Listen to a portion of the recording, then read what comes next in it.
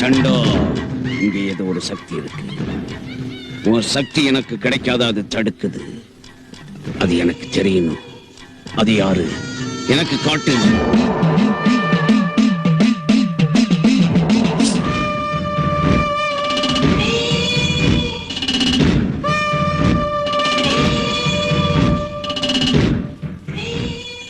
சண்டா, உன்னை பத்தி எல்லாம் எனக்கு சொன்னுச்சு.